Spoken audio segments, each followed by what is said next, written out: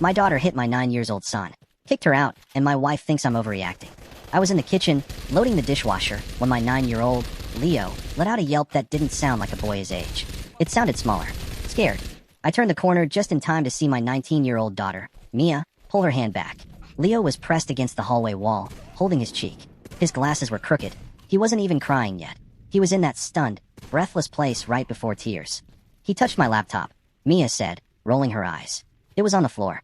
He tripped over it. I knelt by Leo. The red print of her fingers was already rising on his pale skin. He was shaking. Did you mean to hit him that hard? I asked, not looking at her. I barely tapped him, Dad. You're being dramatic. I stood up. I looked at my daughter, the same little girl I taught to ride a bike, the one who used to cry when a cartoon character got sad. She was staring at me with flat, unbothered eyes. Pack a bag, I said. The silence that followed was louder than the slap. What? You heard me. You have 3 hours. I'll give you money for a hotel tonight, and we can talk about the rest tomorrow. But you are not sleeping under this roof tonight. That's when my wife, Elena, walked in. She'd heard the commotion from upstairs. She took one look at Leo's face, then at Mia, then at me. No, Elena said. Absolutely not. She's a teenager. She made a mistake. She's 19, I said. She's an adult who just struck a child.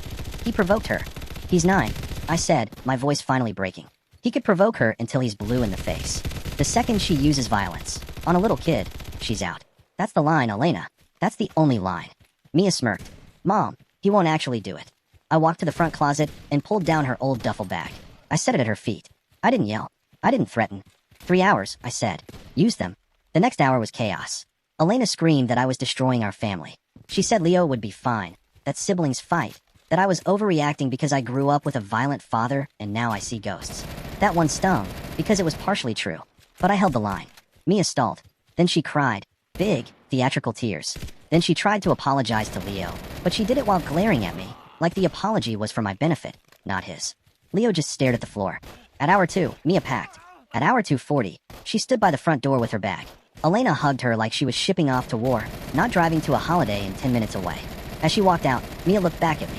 You'll regret this, she said. Maybe, I said. But I'd regret raising a daughter who thinks she can hit a child and stay for dinner 100 times more.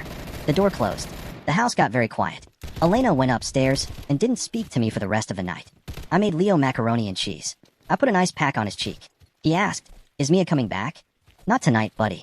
I sat there, feeling like the worst father in the world and the only one who remembered what it meant to be a protector. And my wife, upstairs, convinced I'd just broken something that couldn't be fixed. Maybe she's right. But some things deserve to be broken, so you can build them back stronger. And a 9-year-old should never, ever have to dodge a fist in his own hallway.